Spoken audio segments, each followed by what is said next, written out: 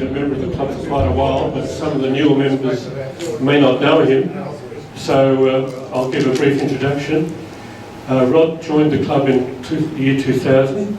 He was elected to the committee in 2003, and he was our club president in 2005. He was born and bred in Brisbane, where he became an associated accountant of the University of Queensland, amongst other accounting qualifications. He spent 45 years with the Shell company working in HR and industrial relations. So today he'll be talking about a visit he made to North Korea. So it's over to you, Rob. Thank you.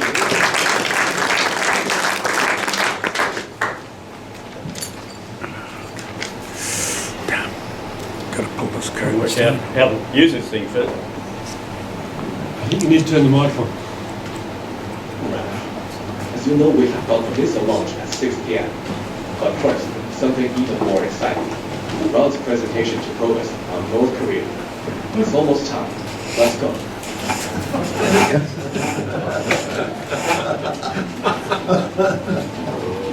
Which is wrong.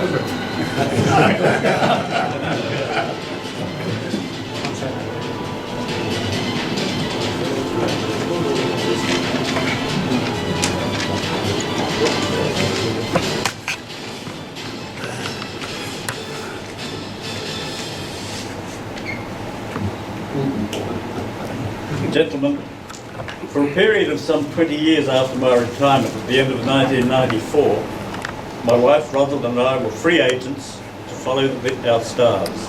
And during that 20-year period, we explored the world.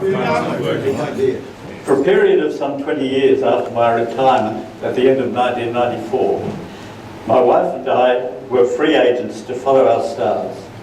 And during the next 20 years, during those 20 years, we explored the world. After most of our trips, I wrote a detailed diary, like this one, that I wrote on our visit to Korea. And it was, as a result of this, I was able to prepare this talk today, which is some 12 years after the event. It was towards the end of that period that we saw the opportunity to get inside North Korea, a country about which we had heard much but knew little. I did deliver a 10-minute talk on North Korea with a few slide selections to a meeting of probers back in 2013. However, that was a long time ago, and I would think that few of us have been to North Korea, and you may be interested to share some of the insights that I enjoyed earlier in that year. In 2012, we had toured through much of Japan, so that when one of our favoured tour companies, Captain's Choice, offered a tour of Japan with an add-on into North Korea, we negotiated to skip the tour of Japan and went for the add-on into North Korea, which we did in April 2013. I have to say here that this tour was quite different from any other tour that we had ever undertaken. What I'm about to recount is how we were treated and what we saw during our week in North Korea. I believe that there are many nasties in the country, but we were treated as honoured guests, being a small public relations window to the outer world in the hands of guides at all times, and being shown only what North Korea wished us to see. The map on the screen shows our flight from Australia to Incheon,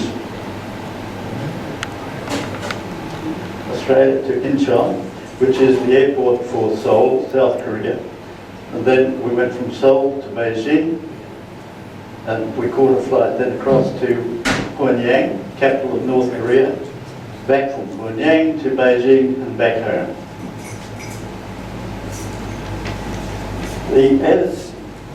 As the crow flies, it is less than 200 kilometres from Pyongyang to Seoul. But the surface route is no longer available. We revised to ensure that nothing in our possession when we arrived in North Korea gave any indication that we had visited the South. We arrived in Incheon early on Wednesday, 24th of April, and were driven into Seoul, where we would spend the first 3 nights.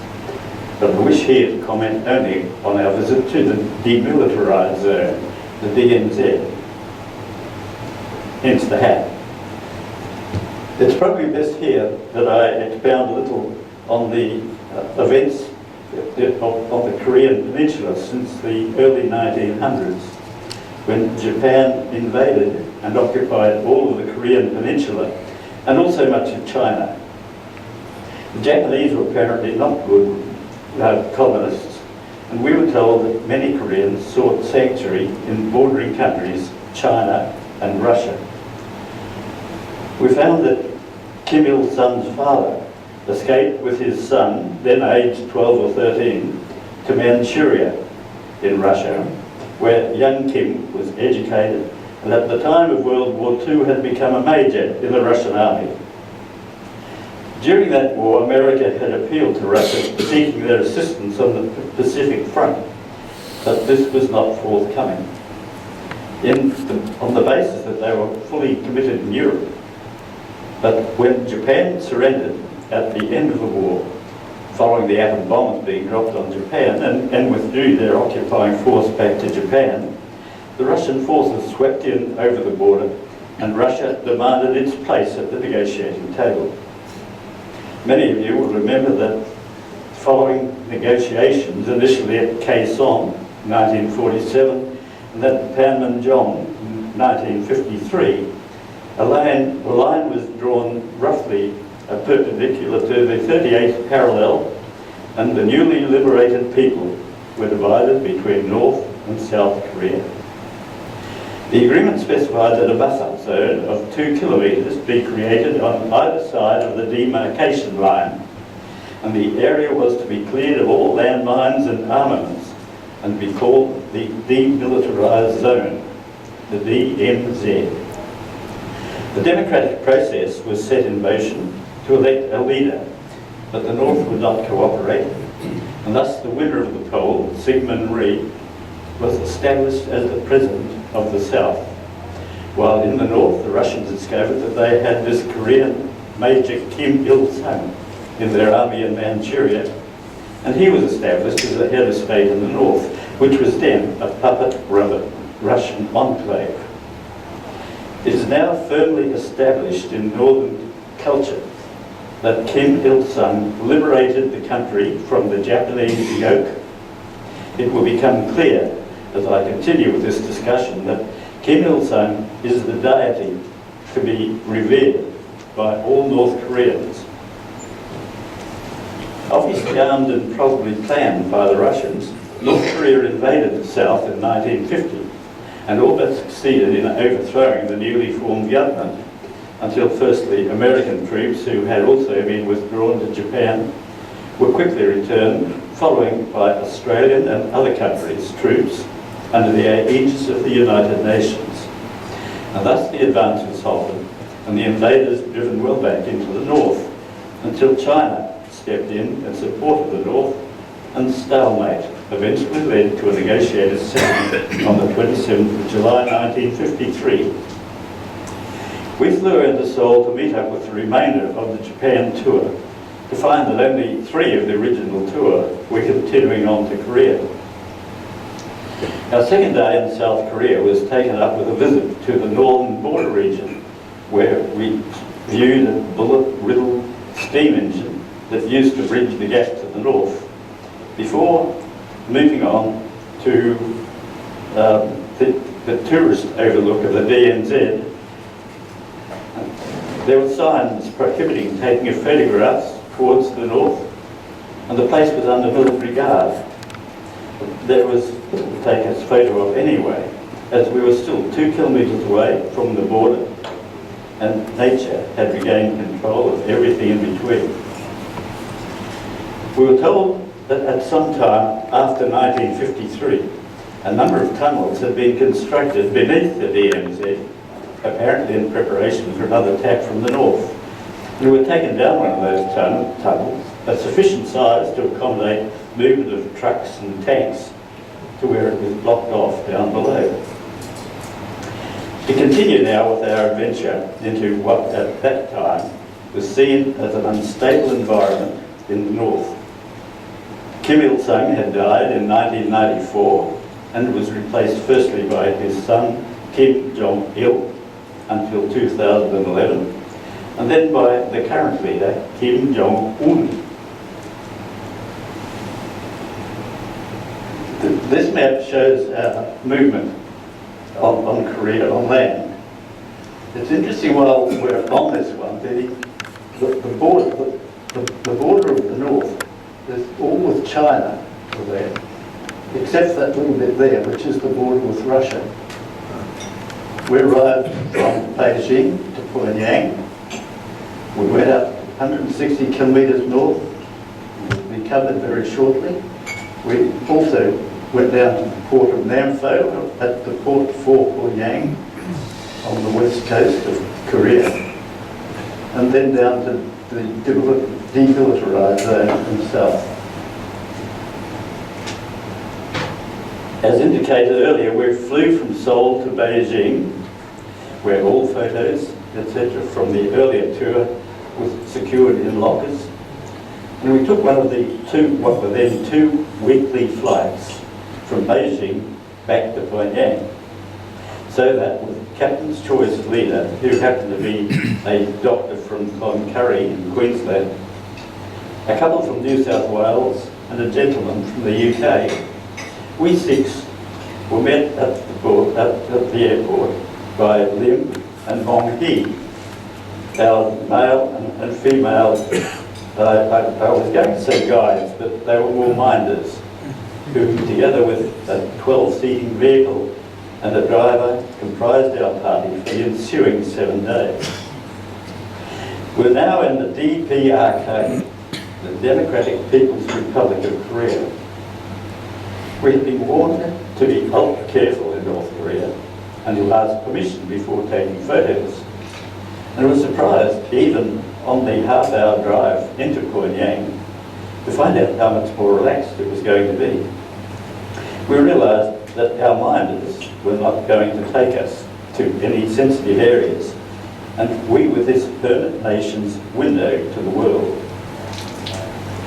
We were smoothly processed through the airport, and with a number of stops on the way to Pyongyang to take photos of the Arch of Triumph, obviously modelled on the Arc de Triomphe in Paris, with the dates 1925, when Kim Il-sung left Korea with his father, who lived in Manchuria, and on the other side, 1945, when Kim Il-sung made his return to liberate the country after the surrender of the Japanese. And a number of other impressive buildings and placards, mosaics, and we had there the Kim Il-sung Athletic Stadium. But it wasn't so much the buildings that impressed me at first, it was people. Not people such as you would encounter going to a tour into Melbourne or up to Southland Shopping Centre, but people in organised groups. We took that to be university students practicing for some event. Down here we had military personnel doing not much at all at the time, but there for some reason. And then out of the blue come this little fellow on his rollerblades. He skated up to me, a very beaming smile on his face. I showed him the photograph I'd taken on my camera. He smiled happily. He couldn't talk, of course. No, not our language anyway. Turned around, skated away. But it wasn't until some time later that I realised he was the only person of that ilk within Kui. And he was obviously set up there just as a ploy for our benefit. Our hotel was a 47-storey building on an island in Taedong with a revolving restaurant on top. It had wonderful views, and I will be talking more of this one, which is evident in both photos I thought. It's connected to shore by a narrow causeway. The accommodation looked great, but was very basic and rock-hard beds, few operating light globes, and hot water only available in the morning. We must have been almost the only guests in the hotel.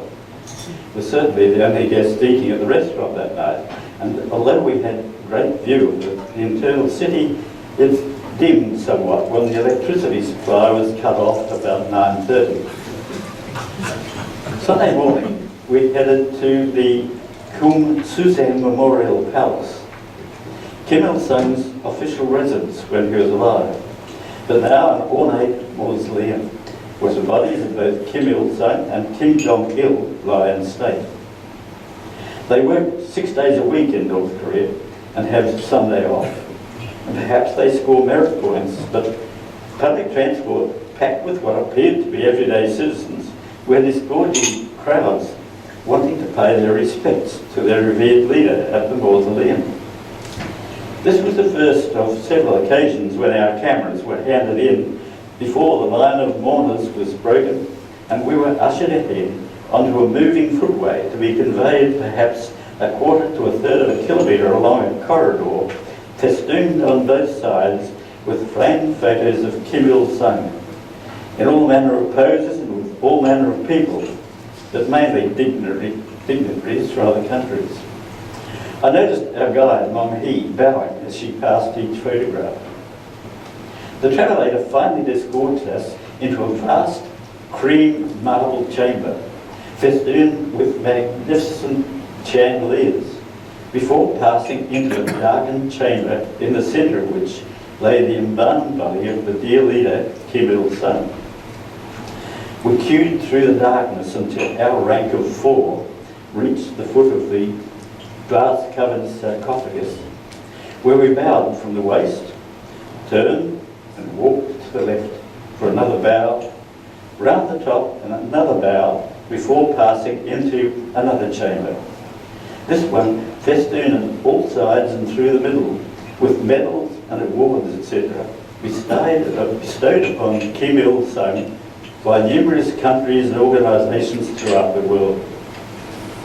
To us it seemed rather meaningless, but was compulsory viewing for these crowds of people moving past. Next, we were in a room where we could walk around Kim Il-sung's railway carriage, and another room containing an armour-plated Mercedes sedan. We could well hope that was the end of it, but no such luck. We found ourselves entering another darkened chamber in which the body of Kim Jong-il lay in state, with a full repeat of the above-mentioned procedure, with the addition this time of a beautifully appointed yacht which had belonged to Kim Jong-il. Another long corridor and we were back in the fresh air. It was interesting to see all the locals dressed in their Sunday best, with so many of the females wearing what we perceived to be their wedding dress. As we had approached the body of Kim Il-sung, we witnessed a group of younger women ahead of us, weeping uncontrollably, which helped to instill in us either the degree of adoration that general populace held for the leader, or perhaps it was just a wish to be seen as being loyal subjects. The afternoon of that first day was fully taken up with what they chose as compulsory exploration. Firstly to Mansu Hill, where we walked through parklands to the Monsedeg Grand Monument, which is a huge bronze effigy of the two Kims standing in front of a large mosaic mural of Mount Paktu, a mountain in the north of the country, while on either side were huge bronze works, each containing 229 life-size figures in detail. We laid a sheaf of flowers at the base of the monument, bowed again, and proceeded to the next attraction. There was no explanation as to why. Whoops, wrong one. No explanation why we had 29 figures on either side. But it's really these. That's a human being there below here, the size of these two bronzes, and Paktu in the background. We next went to a Korean-made folk museum. And the rationale for this museum still eludes me because built on the outskirts of the city over a large area of land, it did comprise a number of authentic Korean-style buildings that also contained so many significant buildings and numerous recreated buildings and monuments recreated in miniature, when only kilometres away you could see them all in their normal state. Interesting features of today were the number of wedding parties that we came across, with bride and groom beautifully attired and attended by a small retinue of family and friends. They were only too happy to let us take their photo, and one group even insisted that we join them in their wedding photo. The other point was the monument. There was the monument to victory in the Korean War, as they refer to what we know as the Korean War. Sorry, victory in the American War. Our next destination, I should also point out the dates on here, is 1950 when the North invaded the South, 1953 when they reached the agreed armistice, and yet they quote this as being their victory. Our next destination was 160 kilometres north of Pyongyang. This hotel at the base of Mount Myoyang, a new hotel shaped like a huge A-frame, comprising perhaps 15 stories, where our beautifully appointed rooms were on the 6th floor. It appeared we may have been the only guests in this hotel also, as we were certainly the only seats presented for dinner in a huge dining room, with two very attentive waitresses looking after our every need. After breakfast next morning, we headed out to the foot of the nearby International Friendship Museum, a beautiful Korean designed building over here, and doors to it, avant-garde, and our beautifully appointed guide who was to show us through the International Friendship Museum. The museum was tunnelled into the mountain, allegedly containing 218,000 gifts presented to Kim Il-sung, mainly by leaders of 188 countries and organisations, and a smaller array of gifts to Kim Jong-il. And once again, no cameras were allowed. We passed by railway carriages, cars, countless works of art, rifles, revolvers, writing sets, swords, daggers, etc., from China, Russia, Indonesia, Venezuela, and wherever. And when we asked, was there anything from Australia, we were led to a distant display case where several painted boomerangs, an Aboriginal painting, a wood-carved desk set, and what looked like an old tobacco tin containing about a dozen pebbles of various minerals such as iron ore and bauxite, shared a little space with gifts from other countries. Next we entered a beautiful marble-clad chamber and paid yet further tribute to an exquisite, lifelike, smiling image of Kim Il-sung, dressed in suit and tie, standing in an artificial three-dimensional garden surrounded by colourful flowers and shrubs. You might well be thinking one can show only so much respect to these adored figures, but we then paraded up to an image who I believe was probably Kim Il-sung's wife, and then on to a similar display featuring Kim Jong-il, and then on to the beginnings of a collection of gifts received by the current leader, Kim Jong-un, and he'd only been in power then for a couple of years. Everywhere we went in North Korea, we were confronted by monuments, murals and posters expounding wonders of the revolution and the outstanding leadership of Kim Il-sung. Revolutionary music plays in public places and on their TV in an insidious form of brainwashing. after that display, we were driven to a spot below a surging waterfall where two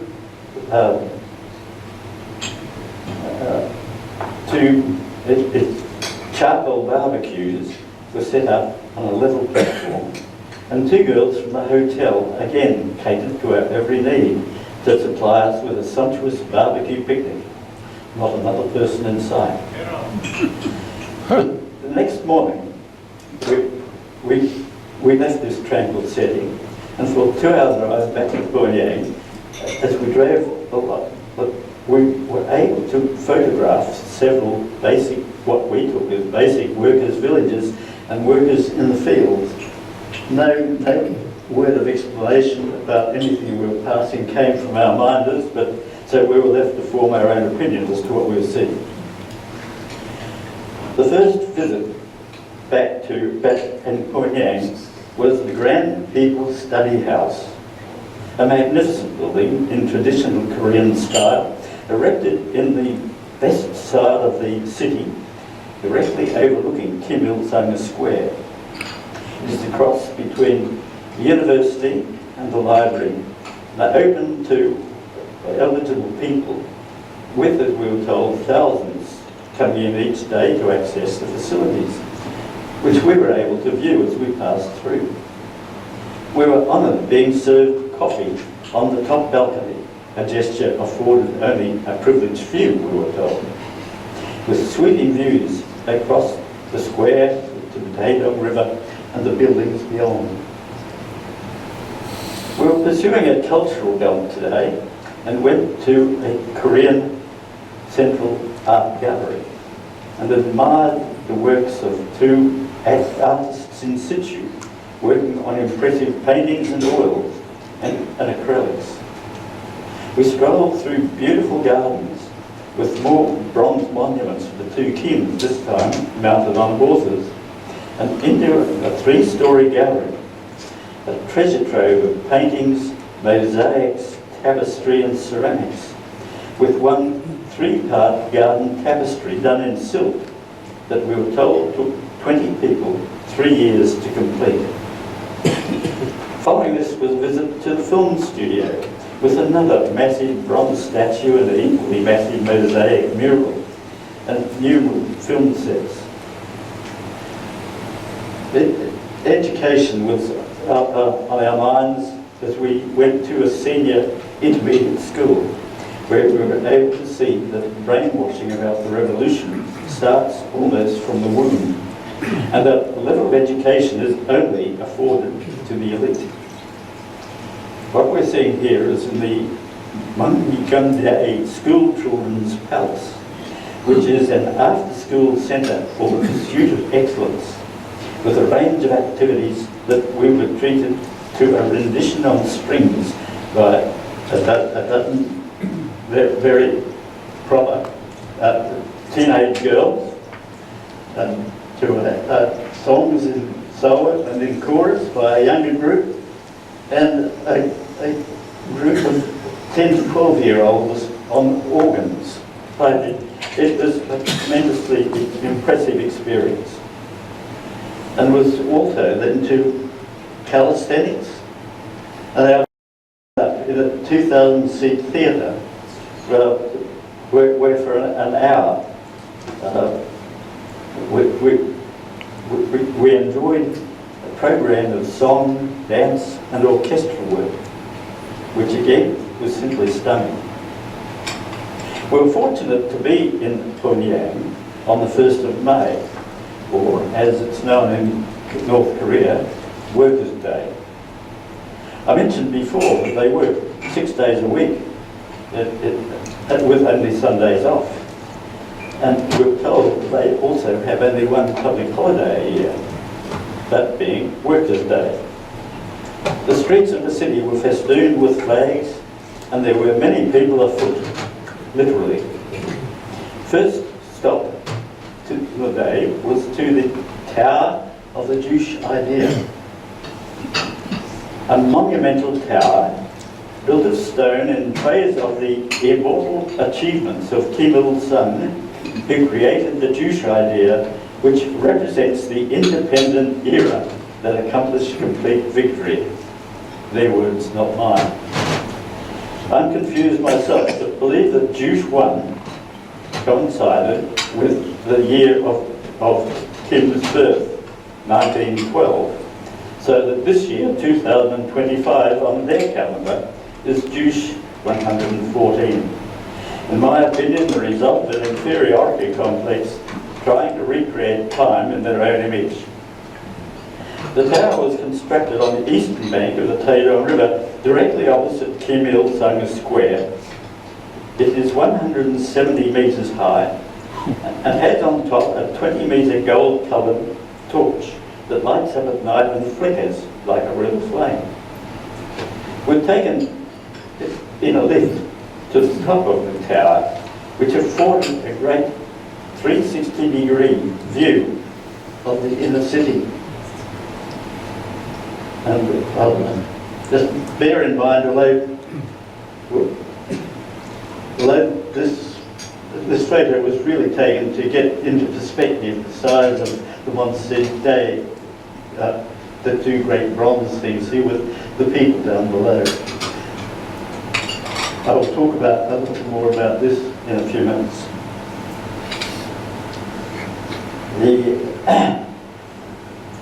We were the focus of attention when we came down from the tower. We were received by a group of school children who were only too happy to gather round with smiling faces and have their photo taken. And just along from the Juche Tower was another grand monument. And this was the monument to Party Foundation with a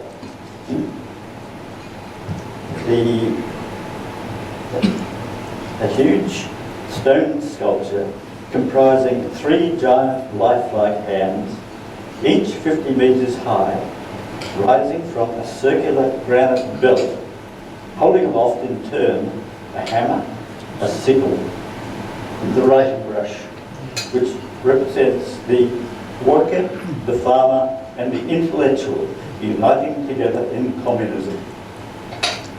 We're driven out to the base of the foothills, where a huge area is set aside for active and cultural pursuits. People were pouring in from all directions, and without privileged status, will pass through a number of roadblocks to be dropped off at a pavilion in front of the open stage, where a great press of people were listening to all measure of classical singing from singers attired in their best finery and putting on a splendid operatic performance. The crowd comprised all manner of men and women who generously applauded each item. Behind the concert area was a vast sports field where an assortment of activities were underway and apparently open to anyone to participate. I declined an invitation to participate in a tug-of-war contest. Move on we must. And next was the Revolutionary Martyrs Cemetery. Brilliantly positioned on a reasonably steep hillside, with sweeping views back across to the city. Each grave was a bust of a martyr on top of a marble pedestal which contained the name and other details of the members there. And at the back of the cemetery was this huge red flag carved in stone.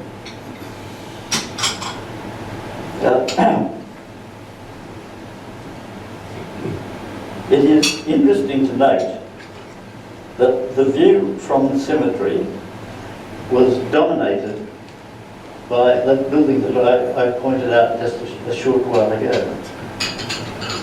It didn't rate a mention from our guides.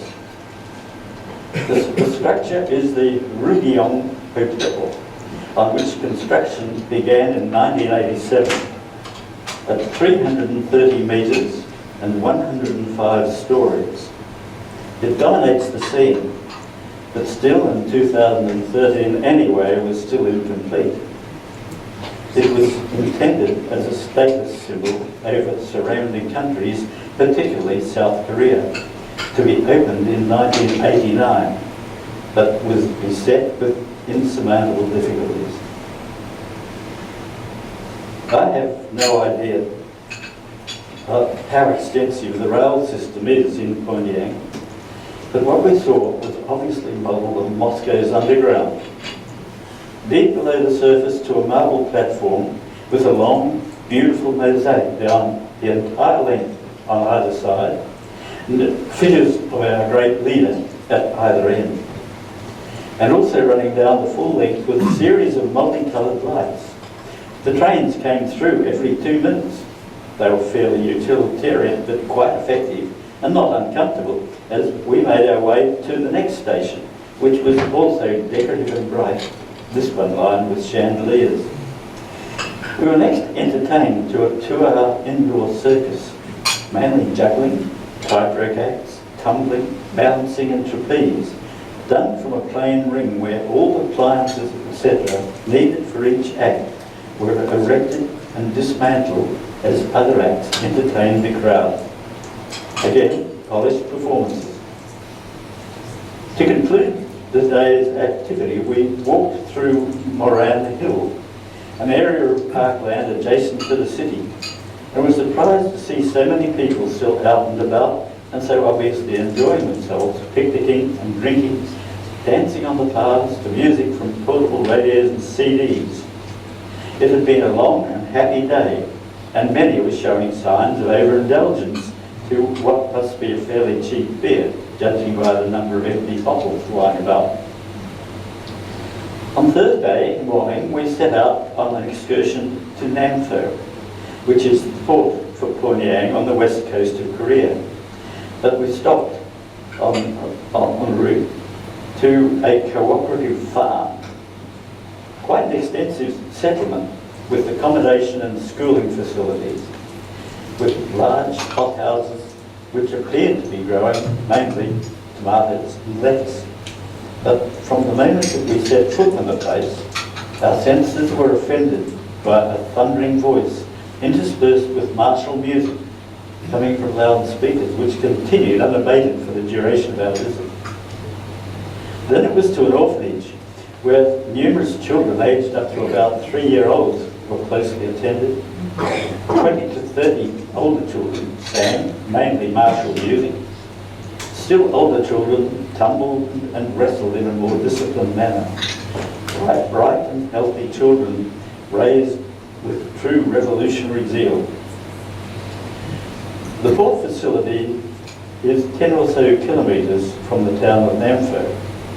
And over most of that distance, the town inhabitants, men, women and older children, were out on their bicycles with picks, shovels and crowbars, digging a trench to lay what we were told was an electrical cable. By the time we returned in the afternoon, the task was complete. Nampo was situated at the mouth of Taedong River that flows through Taedong, or Pyongyang I mean, and there is apparently significant tidal movement in the area. To make it easier for shipping using the port and to establish greater water reserves for irrigation, a barrage was constructed 8 kilometres from north to south across the lower mouth of the river. The barrage includes a dam that has a railway, motorway and sidewalks, 3 locks navigable to 50,000-ton ships, together with sluices, fishways and a few monuments. We were told it took 5 years to complete, and again is most impressive. Friday was our last day in the DPRK, and this was taken up mainly with another visit to the demilitarised zone. From this time, from the north. I mentioned earlier that the DMZ was set up by the United Nations at the conclusion of the Korean War, creating a sizable buffer between the two countries which have never signed a peace treaty. The UN mandate is strictly adhered to in the south, and so it surprised us when, after nearly 3 hours driving, we arrived at an entry point to the BMZ to be briefed as to what they thought BMZ was all about. Took on board a DPRK soldier who was, well, I'm sorry, I sort of left myself a bit behind. We took aboard the DPRK soldier, who was there obviously to maintain discipline and see we didn't take any secrets. And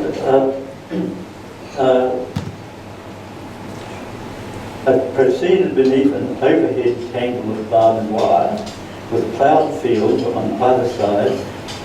Firstly to the building at Panmunjom, where we sat in the seat table where US General Clark signed the armistice. Then to a point overlooking the demarcation line. When we were in the demarcation, this affable lieutenant was our guide, a friendly fellow, and this was our group. The couple from New South Wales, our leader from Cloncurry, gentleman from the UK, Rod and myself. We also noticed, of course, that we were being monitored while we were in there. We weren't going to sneak anything out of there without them knowing about it. Then we came, whoop, wrong way, wrong button. Then we came to the demarcation line. The demarcation line is that line you see there on this one. You can see it over here also running through the middle of those blue huts. With armed guards from North Korea here, and we were sure that there are armed guards at the other end of the huts there. What you see there is a pavilion that's been built on the South Korean side of the BMZ, and we were in a somewhat similar building on the north. No activity about, as you see on the south, and there wasn't a lot of activity on our side either. But it was interesting that we came all this way, and there we are at the front line, where I do remember seeing photos of Trump when he was over there a few years ago, having a foot over that demarcation line, so a foot in each country. I fully realise that we were afforded special status during our visit. We travelled quite widely, but outside the itinerary set for us, we had no free time other than to intermingle with the few local people we saw as we passed through the parks and on the May Day celebration.